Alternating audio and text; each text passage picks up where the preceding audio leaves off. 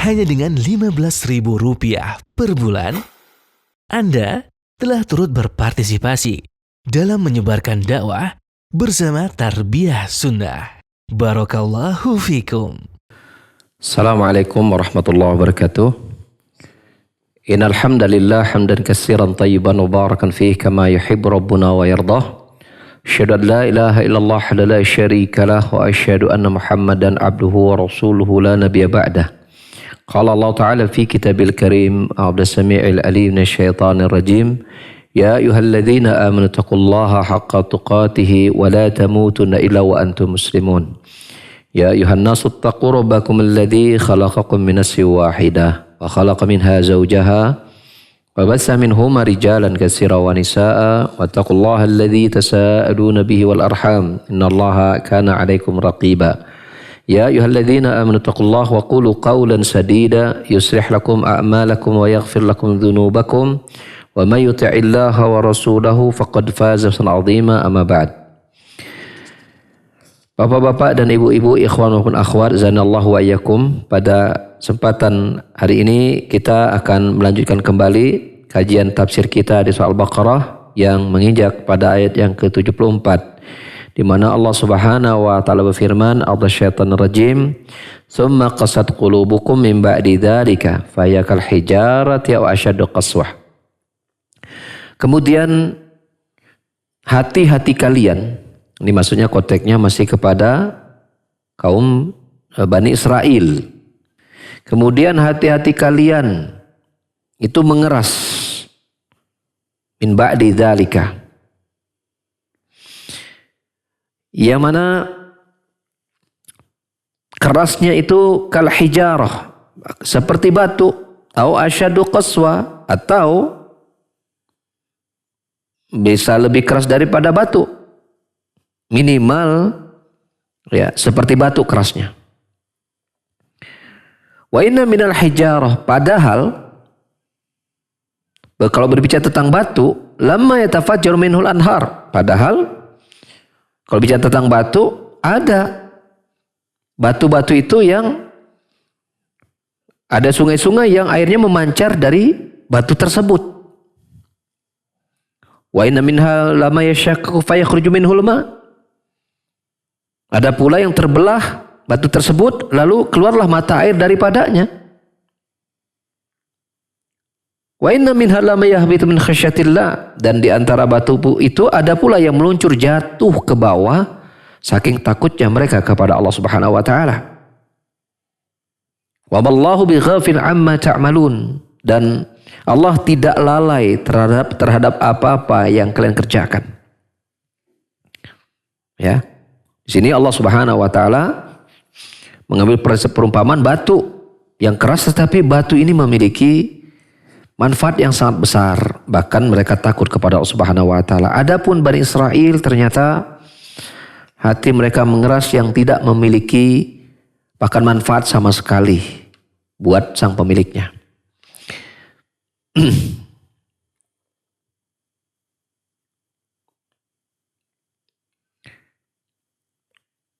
Mari kita lihat potongan-potongan kata dari kalimat dari ayat lengkap Al-Baqarah 74 tadi.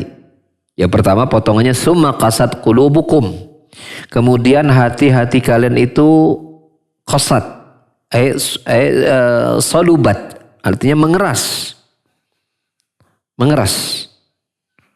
Artinya min ba'di dzalika, setelah itu, maksudnya setelah Allah Subhanahu wa taala sebelumnya memberikan karunia yang besar kepada mereka Bani Israel, itu kita sudah bahas pada pertemuan sebelumnya, bahwa terjadi perselisihan, pertengkaran, bahkan akan memuncak sampai kepada perkelahian di antara mereka akibat terbunuhnya salah seorang dari mereka. Lalu mereka terjadi perseteruan sangat hebat soal siapa yang menjadi pembunuh dari laki-laki tersebut, yang akhirnya mereka datang ke Nabi Musa, dan singkat cerita ya Nabi Musa meminta mereka untuk mencari seekor sapi betina, dan akhirnya ketemu dari apa yang diminta oleh Allah Subhanahu wa taala melalui lisan Nabi Musa. Kemudian dari sebagian badan sapi itu dipukulkan kepada orang yang mati tadi dan kemudian hidup. Dan kemudian orang hidup yang mati dan hidup tadi itu menceritakan siapa yang membunuh dirinya. Maka ini adalah nikmat.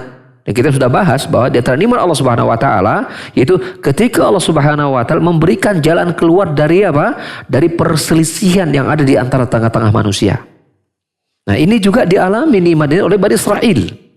Namun kata Allah Subhanahu wa taala setelah kemudian mereka mendapatkan nikmat tersebut, summa qasat qulubukum. Tapi ternyata hati-hati kalian itu kok menjadi mengeras. Mengerasnya itu bahkan seperti batu. Bahkan bisa lebih keras daripada batu. Minimal sekeras batu. Ya. Dan berbicara tentang batu, ya. Al-hijaratu aqsa syai' hatta inna aqsa min al-hadid. Jadi batu itu adalah benda yang paling keras. Bahkan dia lebih keras daripada apa? Daripada logam. Begitu. Mengapa? Kata Sulaiman menjelaskan begini. Kalau logam itu yalinu indan nar. Logam itu kalau dipanaskan maka dia akan apa? Meleleh. Gitu. Tapi lihat batu kok dipanaskan. Apakah meleleh? Tidak. Gitu. Itu menunjukkan berarti batu itu lebih keras daripada logam. Itu.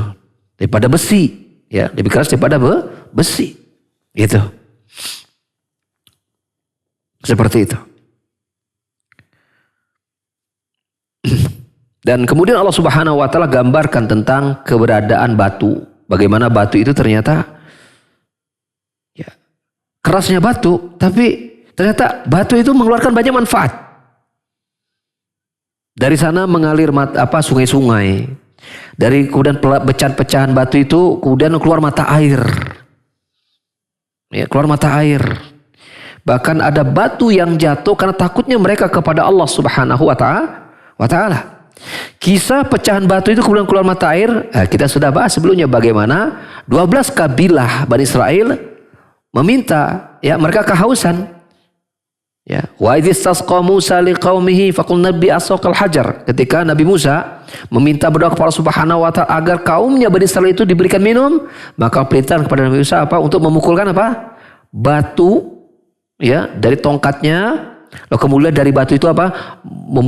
Muncullah air, ya, mata air memancar dengan sangat deras sebanyak 12, sehingga masing-masing kabilah Bani Israel berjumlah 12 tadi mereka minum masing-masing. Ada yang memancar, dan di antara sela-sela batu itu ada air yang mengalir, ya, dan di antara batu itu ada yang jatuh ke bawah karena takutnya mereka kepada Allah Subhanahu wa taala. Dan itu Allah Subhanahu wa taala ceritakan, ya, ketika Nabi Musa minta kepada Allah agar dia bisa melihat Allah langsung. Maka Allah mengatakan, lan tarani, engkau Nabi Musa tidak akan bisa melihatku. Maka Allah Subhanahu wa taala perintahkan kepada Nabi Musa untuk apa? Melihat gunung. Ya, melihat gunung. Tiba-tiba kemudian ketika Allah menampakkan dirinya kepada gunung, maka hancur leburlah gunung itu dan Nabi Musa pun pingsan. Kenapa hancur gunung tersebut? Karena saking takutnya mereka kepada Allah Subhanahu wa taala. Jadi lihatlah keberadaan batu yang keras tetapi apa?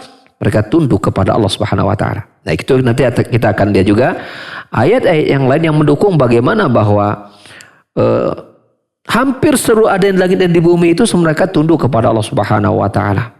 Hanya dua makhluk yang mereka berani melawan Allah Subhanahu wa taala. Yang pertama manusia. Walaupun ada yang tunduknya, tapi manusia banyak yang melawan Allah. Yang kedua adalah apa? Syaitan. Dari kalangan jin, iblis pemimpinnya. Adapun selain itu malaikat semuanya tunduk kepada Allah. Langit dan bumi selain tadi manusia dan jin itu semuanya tunduk kepada Allah Subhanahu wa taala. Matahari tidak pernah membangkang Allah Subhanahu wa taala untuk kemudian dia terbit memilih seenaknya terbit matahari, tidak. Sesuai dengan apa yang Allah atur.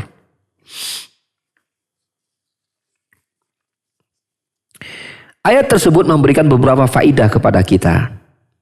Yang pertama adalah celaan kepada Bani Israel, yang mana telah datang kepada mereka nikmat-nikmat yang sangat banyak, tetapi tidak membuat hati mereka lembut untuk menerima kebenaran. Ya, pelajaran berharga buat kita. Ya, pelajaran berharga buat kita. Tentunya seringkali nikmat-nikmat itu membuat kita apa? Mengeras hati kita dan sulit untuk taat kepada Allah Subhanahu wa taala. Pelajaran pada Bani Israel, banyak Allah telah berikan nikmat, tapi enggak membuat hati mereka menjadi lembut. Tidak membuat mereka semakin bersyukur pada Allah Subhanahu wa taala, tapi nikmat-nikmat tersebut malah membuat mereka semakin lalai dan mengeras hati mereka untuk tunduk kepada Allah Subhanahu wa taala.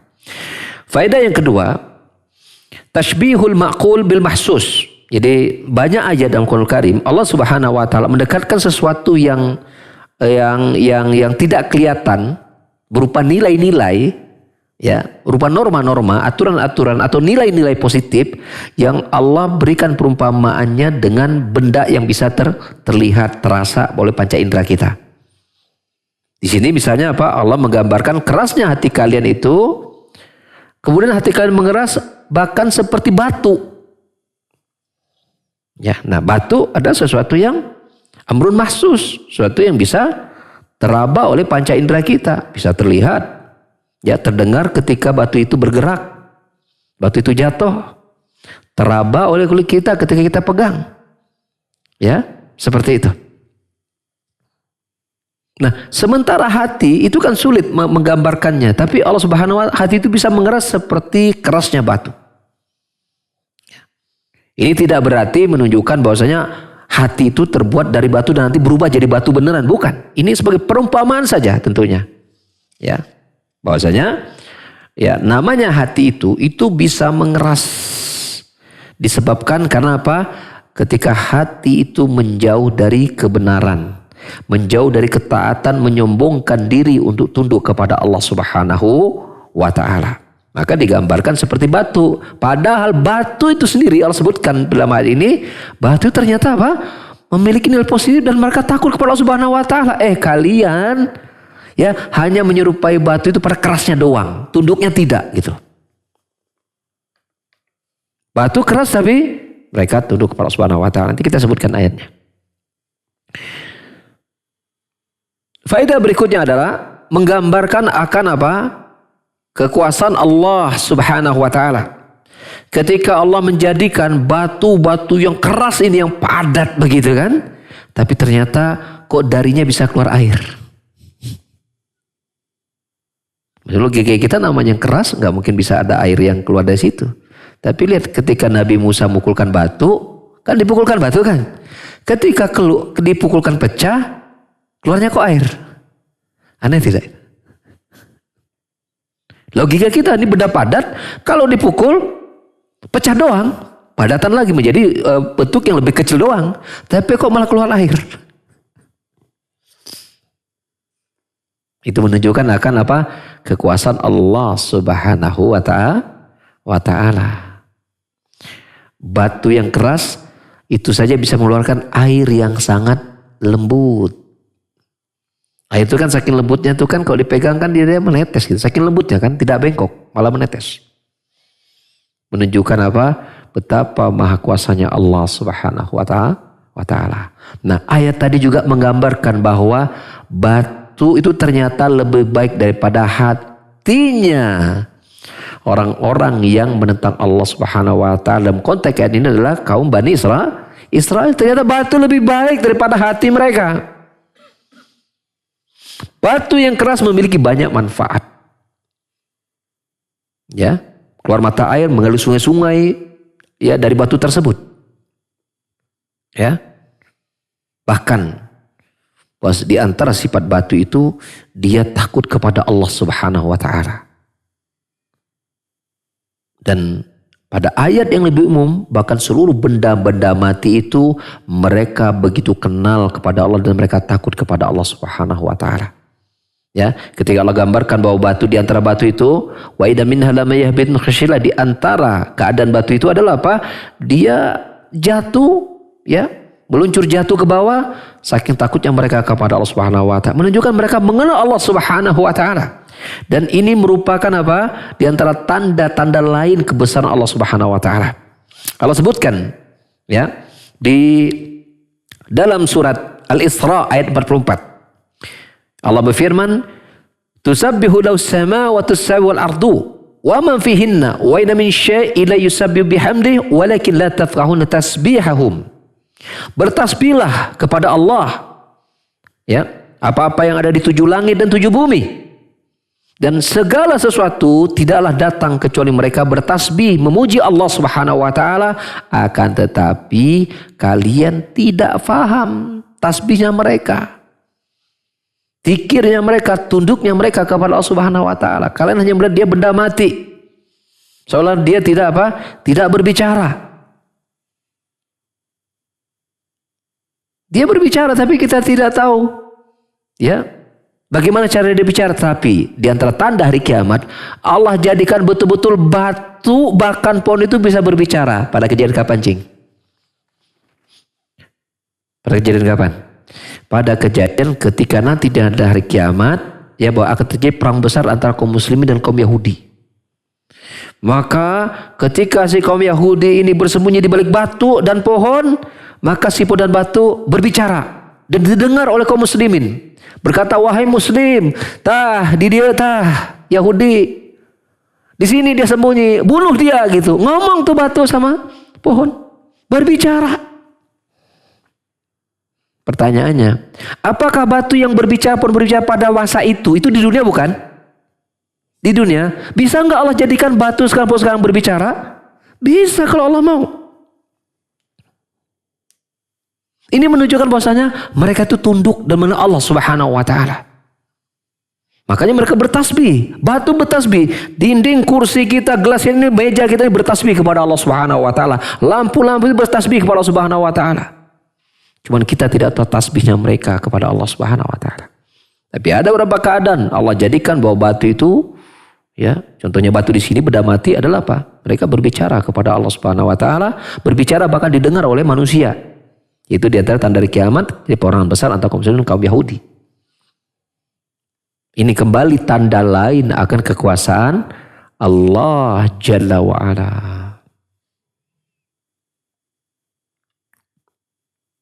Kawan sekalian, bila kita berbicara tentang agama kita mengkaji Al-Quran, kita mengkaji hadis-hadis, toh pada akhirnya apa yang Allah inginkan dari semua itu adalah apa? Agar hati kita ini mau tunduk dan patuh kepada Allah Subhanahu wa taala.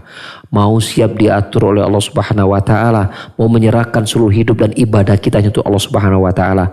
Bukankah Allah Subhanahu wa taala berkata demikian pada orang beriman, "Innas salati wa nusuki wa mahyaya wa mamati lillahi rabbil alamin." Sungguhnya salatku, sembelihanku, bahkan hidup dan matiku itu untuk siapa? Kita serahkan semua untuk Allah Subhanahu wa taala. Allah menginginkan seperti itu. Kenapa Allah menciptakan kita? Wa ma khalaqtul jinna wal insa illa liya'budun.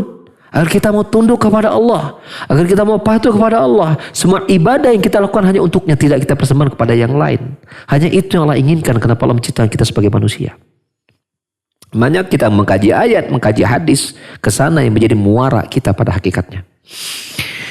Faedah yang lain dari ayat tadi adalah azamatullahi azza wajal, menunjukkan akan agungnya Allah Subhanahu wa taala. Buktinya makhluk-makhluk Allah itu di antaranya batu, mereka jatuh, meluncur jatuh ke bawah saking takutnya mereka kepada Allah Subhanahu wa taala. Ya. Karena tidaklah takut itu karena mereka tahu akan keagungan Allah Subhanahu wa taala. Karena contohnya misalnya manusia. Surat Fatir ayat 28, Allah menggambarkan siapakah manusia yang paling takut kepada Allah? Jawabannya apa? Al-ulama, orang yang berilmu tentang Allah Subhanahu wa taala dan syariatnya. Innama yasyallah min ibadihi al-ulama. Sesungguhnya yang hanya takut kepada Allah itu adalah para ulama.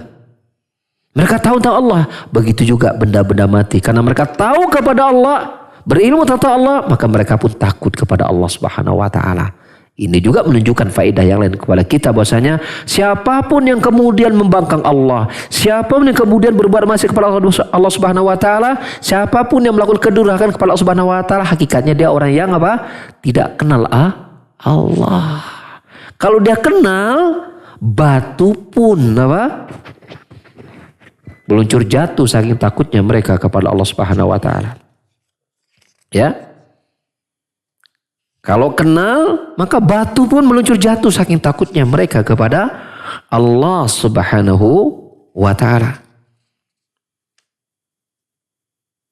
Tapi lihatlah manusia, hati mereka bahkan lebih keras daripada batu sehingga tidak apa? Tidak mau takut, tidak mau tunduk dan takut kepada Allah Subhanahu wa taala. Faidah yang terakhir dari ayat ini, ya.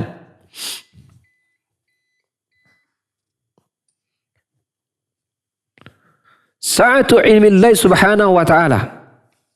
Menunjukkan akan luasnya ilmu Allah Subhanahu wa taala. Karena di ujung ayat tadi Allah mengatakan apa?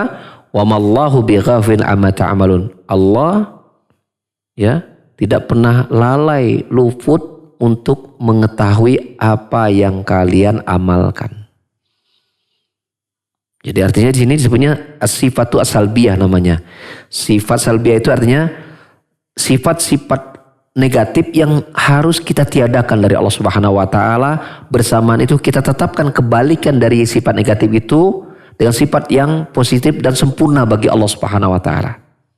Jadi ketika Allah kita dapatkan misalnya gini, Allah tidak lalai terhadap apa yang dikerjakan oleh manusia, itu menunjukkan berarti Allah sangat tahu tentang apa yang dikerjakan manusia dengan pengetahuan yang sempurna. Itu cara kita mensifati Allah. Ketika misalnya gini, Allah mengatakan, "Wa ma zalamnahum walakin kanu humudz zalimin." Kami tidak pernah menzalimi mereka, tapi mereka menzalimi diri mereka. Maka Allah meniadakan sifat zalim dari dirinya. Maka ketika kita mendapatkan berita-berita seperti itu Allah Subhanahu wa taala, apa yang kita lakukan? Kita harus tiadakan Allah sifat zalim. Berikutnya apa? Kita tetapkan sifat kebalikan zalim, yaitu apa? Adil dengan keadilan yang sempurna. Itu cara kita apa? Mensifati Allah dan bagaimana kita beradab kepada Allah Subhanahu wa taala. Ketika Allah meniadakan dirinya bahwa dia tidak fakir, Allah itu berarti apa? Kita tetapkan Allah tidak fakir, lalu kita tiadakan Allah dari kefakiran, lalu kita tahu kebalikannya bahwa Allah apa? Allah kaya dan kekayaan yang sempurna, yang tidak pernah berkurang sedikit pun kekayaannya. Nah begitu cara kita bersikap, beradab terhadap ayat-ayat yang menggambarkan penafian bagi Allah dari sifat-sifat kekurangan.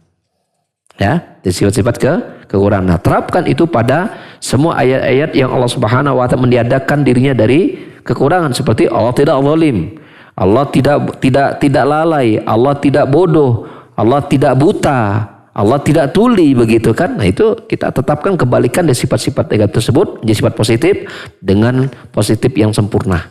Ya. Ini ikhwas sekalian lebih kurang beberapa faidah, ya. Beberapa faidah dari ayat itu, ya, yang menggambarkan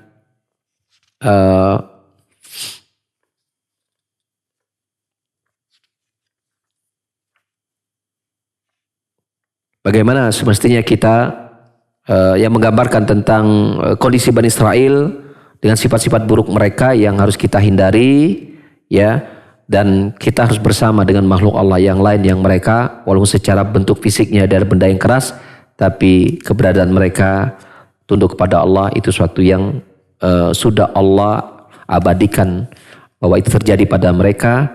Nah, tinggal kita berusaha untuk menyesuaikan diri kita, ya, karena Allah jadikan kita manusia memiliki kelebihan yang banyak daripada sebuah batu dan seterusnya. Allah a'lam bishawab. Saya kembalikan kepada Kang CP. Barangkali kalau ada pertanyaan silakan.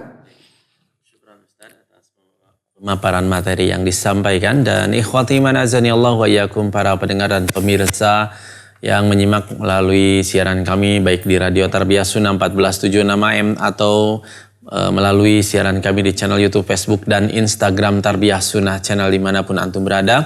Silakan bagi yang akan bertanya kepada Ustadz Abu Umar Indra Hafizahullahu Ta'ala di kajian pagi hari ini dapat menghubungi nomor 02286862637. Sekali lagi di nomor 02286862637 atau bisa melalui pesan singkat ke nomor 08112276. Sekali lagi di nomor 081122711476 bagi yang akan mengirimkan pertanyaan melalui pesan singkat atau bisa melalui line telepon langsung di nomor 02286862637. Baik, kita ke penanya melalui pesan singkat. Bismillah, Assalamualaikum warahmatullahi wabarakatuh. Dari Abdullah di Bandung, Ustadz. Bagaimana agar kecukupan yang diberikan kepada kita tidak menjadikan kita hamba yang lalai akan beribadah kepada Allah, Ustaz? Syukran, jazakallahu khairan. Wa jazakallahu khairan. Ya, bagaimana kelebihan atau kecukupan Allah berikan kepada kita tidak membuat kita lalai, ya. Yang pertama, jadi saya ketika ditanyakan berbagai macam permasalahan, bagaimana? Yang pertama, adukan dulu semua kepada Allah Subhanahu wa taala. Ya, karena Rasulullah dalam hadis bersabda, ad-du'a silahul mu'min. Doa itu senjatanya orang beriman. Ya, apapun permasalahan mereka, yang pertama adukan dulu itu semua kepada Allah Subhanahu wa taala. Minta kepada Allah Subhanahu wa taala agar memberikan apa? Memberikan pertolongan, bimbingan dan hidayah dari semua permasalahan yang kita hadapi, termasuk bagaimana kita agar tidak lalai dari kecukupan yang Allah telah berikan kepada kita. Doa, minta kepada Allah Subhanahu wa taala. Ya, bukankah Rasulullah sallallahu alaihi wasallam ya di antara doa yang paling banyak beliau baca agar hatinya tetap taat kepada Allah. Allahumma ya muqallibal qulub, sabit qalbi ala dinik, wa ya musarrifal qulub, sarrif qalbi ala taatik. Bukankah itu doa yang paling banyak dibaca oleh Rasulullah sallallahu alaihi wasallam agar diberikan keistiqomahan dalam apa? Dalam ketaatan kepada Allah Subhanahu wa taala. Itu Rasul, apalagi kita sebagai umatnya yang masih jauh dari pengenalan kita tentang agama Rasul, masih jauh kita dari ya apalagi amalan-amalan kita, belum lagi bicara tentang kualitasnya, kan seperti itu. Maka menjadi posisi yang sangat-sangat layak dan wajib akan kita untuk mengadukan kepada Allah akan semua permasalahan kita. Ini yang pertama, berdoa kepada Allah Subhanahu wa taala, minta agar Allah memberikan senantiasa bimbingan pada kita. Yang kedua adalah membaca riwayat-riwayat para hamba-hamba Allah yang soleh yang berkecukupan. Hamba-hamba Allah yang soleh berkecukupan. Mulai yang pertama para nabi dulu. Saya kira sampai hari ini belum ada manusia yang kekayaannya mengalahkan Nabi Sulaiman. Ya. Yang memiliki para tentara-tentara yang bisa terbang sana terbang sini gitu kan. Kalau kita kan terbang pakai pesawat, pakai ini. Kok Nabi Sulaiman tidak. Berdasar kejap mata udah sampai. Memindahkan istana Ratu Balkis itu hanya Nabi Sulaiman belum berdiri aja udah pindah. Belum ada kemampuan seperti itu yang bisa mengalahkan kerajaan Nabi Sulaiman. Tapi lihat apa perkataan Nabi Sulaiman. Ya. Ketika raja plus ratunya itu pindah di hadapan kerajaan Nabi Sulaiman. Apa perkataan pertama Nabi Sulaiman? Dia berkata, ya, hadza min fadli rabbi. Liyabluni ashkur am akfur. Itu perkataan Nabi Sulaiman. Ya, dia berkata, ini semua merupakan karunia dari Robku untuk menguji apakah aku ini pandai bersyukur atau tidak. Mensyukuri nikmat atau kufur nikmat. Itu dia perkataan Nabi Sulaiman. Pertama dia mengatakan semua ini datangnya dari Allah. Ini kemudahan dan kemuliaan Allah berikan, ya, yang Allah berikan kepada aku. Dan mungkin tidak berkata saya gitu loh Rasul. Enggak. Saya gitu orang soleh. Enggak. Saya gitu loh orang hebat. Enggak. Nabi Sulaiman menyerahkan dulu semua bahwa ini semua dia dapatkan karena apa? Kemurahan dan pertolongan dari Allah Subhanahu wa taala. Nah, dari doa Nabi Sulaiman itu ya dapatlah kita solusi. Di antaranya agar kita bisa mengendalikan kecukupan kita dari Allah Subhanahu wa taala, sadari bahwa kecukupan yang kita dapat itu bukan murni semata-mata karena usaha kita sebagai manusia. Sadari itu. Kenapa Fir'aun memiliki kerajaan yang besar, tentara yang banyak? Bahkan tentaranya itu bukan saja tentara yang bersenjata lengkap, bahkan punya tentara dari kalangan tukang sihir. Kenapa kemudian Fir'aun menjadi manusia yang paling membangkang Allah Subhanahu wa taala? Karena dia merasa apa yang dia miliki itu murni semata karena usaha dirinya sebagai seorang manusia. Maka berubahlah Fir'aun menjadi orang yang bahkan mengaku dirinya Tuhan. Nah begitulah. Ketika seseorang merasa apa yang dia dapatkan, mungkin jabatan, mungkin materi harta, apapun itu. Ketika dia sudah merasa bahwa itu adalah usaha dia semata dan tidak mengingat dan melibatkan Allah dalam keberhasilannya tadi, maka dia bisa menjadi atau memiliki paling tidak bagian dari sifat-sifat Fir'aun. Itu tadi. Jadi langkah kedua setelah berdoa adalah apa? Banyaklah ingat Allah dan berterima kasih kepada Allah. Bahwa itu semua didapatkan karena kemurahan dan pertolongan dari Allah. Contohlah Nabi Sulaiman. Contoh Nabi Sulaiman. Ya, bagaimana keyakinan dan lisannya itu mengatakan bahwa ini semua datang dari Allah Subhanahu wa taala. Itu dari kalangan para nabi. Kemudian dari kalangan apa? Dari kalangan masih kalangan para nabi yang terbaiknya. Yang kalau dia mau kaya gampang, tapi dia memilih sederhana. Karena dia ingin memberikan apa? Mendapatkan banyak kemuliaan. Karena dia tadi mulia Allah Subhanahu wa taala juga yang terbaik. Siapa itu? Nabi kita Muhammad sallallahu alaihi wasallam. Kalau Rasulullah ingin kaya secara materi, mudah bagi Rasul untuk melakukannya. Rasul minta saja kepada Allah, maka Allah kabulkan. Secara materi di tiap peperangan Rasul mendapatkan 1/5 atas papasan perang. Dan kalau Rasul ingin mengumpulkan materi, Rasulullah bisa memiliki rumah yang besar, kerajaan yang besar. Ya. Tapi Rasulullah memilih untuk apa? Bahwa surga yang terbaik untuknya. Memilih untuk sederhana. Artinya di situ dari pelajaran kita dari mengikuti Rasulullah SAW apa? Rasulullah senantiasa memasang kewaspadaan akan fitnah-fitnah dunia. Bukankah Rasulullah telah berkata pada bersabda, "Inna likulli ummatin fitnatun wa fitnatu ummati al-mal." Sesungguhnya setiap umat itu dia memiliki fitnahnya masing-masing. Dan fitnah umatku adalah harta. Berkecukupan itu ujian. Berarti langkah yang ketiga setelah yang kedua adalah bersyukur. Langkah yang ketiga apa? Waspadai pintu-pintu yang dapat melalaikan kita dari Allah Subhanahu wa taala. Apa coba perkara ketika kita diberikan materi yang banyak kita mudah lalai. Apa coba? Satu, berbangga-bangga. Saling adu nama adu-adu gengsi gitu kan. Nah itu. Kita adu-adu gengsi. Berarti apa? Pergaulan. Berarti apa? Pergaulan. Sehingga langkah yang keempat, hati-hati memilih teman bergaul yang salah.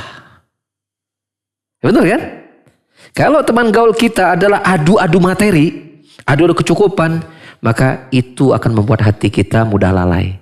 Karena fokus kita adalah kepada materi semata. Ya. Udah ada Pak Jero nih misalnya. Lihat temannya punya Bu Jero, dia pengen beli nenek Jero. Gitu misalnya.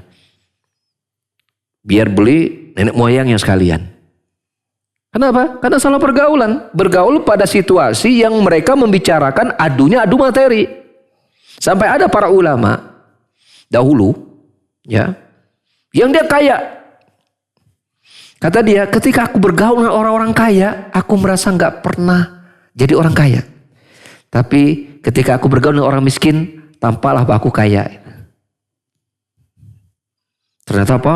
Dia merasa Allah telah memberikan banyak kecukupan kepada diri ketika dia bergaul kepada orang yang tidak mampu. Masalahnya adalah kita membiarkan diri kita ketika kita bercukupan, teman kita orang-orang kaya doang. Iya kan? Punya klub komunitas, Kumpulan orang-orang yang kaya doang. Kepada yang miskin, nggak level lah gitu. Itu masalahnya di situ.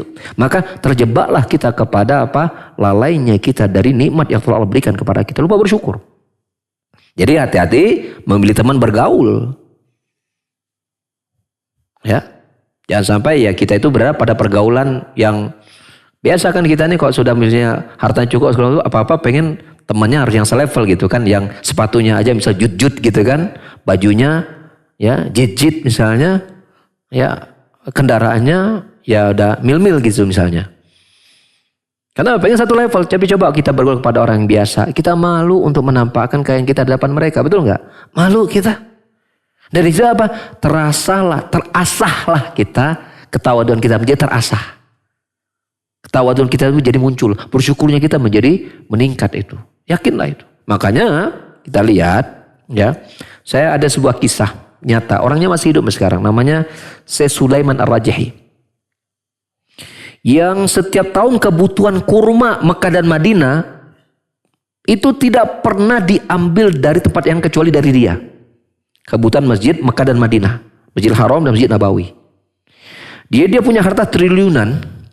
Ketika di masa tuanya, dan dia masih hidup sekarang, itu dia bagi dua hartanya. Satu dia berikan untuk keluarganya, istri-istri dan anak-anaknya. Satu lagi dia buat foundation, yayasan Ar-Rajahi namanya. Di antara hartanya itu adalah dia beli kebun, dia beli hektaran, lalu kemudian dia tanam kurma, dan semua hasil kurma itu dia serahkan untuk memenuhi kurma kebutuhan Masjidil Haram dan Masjid Nabawi sampai hari ini. Dan semua saat ini dia tidak memegang satupun urusan perusahaannya. Karena semua dia diserahkan semua kepada anak-anaknya, pada keluarganya. Dia tidak lagi ngurus dunia. Yang dia lakukan apa? Dia ngurus masjid dekat rumahnya sekarang. Karena rumahnya, masjidnya di Makkah itu adalah masjid kedua terbesar setelah Masjidil Haram. Rumah dia di Makkah. Rumahnya dekat masjid itu. Karena masjid itu dia yang bangun. Nah, tiap hari dia ngurus masjidnya. Jadi marbot. Nikmat tidak? Nikmat luar biasa. Itulah orang-orang yang tahu tentang kenapa Allah berikan dia hidup di dunia. Dia tidak silau mata. Ya. Tidak silau mata. Dia tahu bahwasanya, dan sudah terkenal Syekh Sulaiman Ar-Rajahi, pembangunan masjid di seluruh dunia itu menggunakan dana yayasan mereka, yayasan beliau ini. Dan yayasan juga dikelola bukan sama dia, sama pengurus yayasan sudah. Yang sudah digaji oleh keuntungan perusahaan dia. Gitu. Itu nikmat luar biasa. Nah, contohlah orang-orang seperti itu. Yang mereka tahu kenapa Allah berikan dia hidup di dunia dan mengapa Allah amanahkan mereka pada harta-harta mereka. Contohlah mereka. Kita kerajaan harta kita belum sebanyak mereka, tapi kita sudah berada pada situasi yang salah. Jadi yang pertama doa sama Allah Subhanahu wa taala, yang kedua apa tadi? Banyak bersyukur. Ya, banyak bersyukur. Yang ketiga, waspadai pintu-pintu yang melalaikan kita, di antaranya apa? Jangan salah milih teman bergaul. Ya, gitu. Yang kelima, ya cari teladan orang-orang yang berkecukupan tapi soleh. Contoh dari kalangan para nabi tadi gitu kan. Kemudian Nabi kita Muhammad SAW. Kemudian juga orang-orang yang hidup pada hari ini yang dia kekayaannya jauh daripada apa yang kita miliki. Ternyata mereka menjadi orang yang luar biasa, soleh luar biasa. Taat kepada Allah Subhanahu wa taala, menggunakan harta mereka di jalan Allah Subhanahu wa taala. Yang keenam saya kira yang terakhir, ya, tapi masih banyak ya, masih banyak. Yang keenam yang terakhir adalah apa? Banyak-banyaklah kita menengok kebutuhan orang lain. Ya. Lihat tetangga kita. Kalau kita bandingkan apa yang sudah Allah berikan kepada kita dengan tetangga kita, ternyata kebutuhan mereka ya sangat banyak, dan bahkan mereka banyak yang berhutang. Maka lunaskan hutang-hutang mereka. Lihat saudara-saudara keluarga kita. Tengoklah kebutuhan mereka. Bantu dengan harta yang kita miliki. Sehingga kita tahu bahwasanya harta ini pada hakikatnya adalah apa? Adalah amanah. Bukan menjadi sarana untuk kita berbangga-bangga. Bukan, dia adalah amanah. Ya, seperti itu. Dan mudah-mudahan dengan upaya-upaya tadi, ya, usaha kita untuk meraih surga itu terus kita aplikasikan, terus kita terapkan, ya. Dan ingat surga, ingat mati. Nanti pasti kita akan mati, semua yang kita miliki pasti akan kita tinggalkan. Dan semoga Allah Subhanahu wa Ta'ala mewafatkan kita dalam keadaan apa? Husnul khatimah, ya, akhir kebaikan yang indah, dan mengumpulkan kita kepada orang-orang yang pandai bersyukur atas semua nikmat Allah Subhanahu wa Ta'ala, menjadi orang yang istiqomah jalan Allah Subhanahu wa Ta'ala. Ya, ini satu pertanyaan tetapi poinnya banyak juga, ya. Dan anak kira mungkin satu saja ya, karena kebetulan kita lagi ada keperluan juga pada hari ini, pada banyak agenda pada hari ini. Kita akhiri, subhanakallahumma hamdika asyhadu an la ilaha illa anta astaghfiruka wa atubu ilaik. Wa akhiru da'wana alhamdulillahirabbil alamin. Wassalamualaikum warahmatullahi wabarakatuh.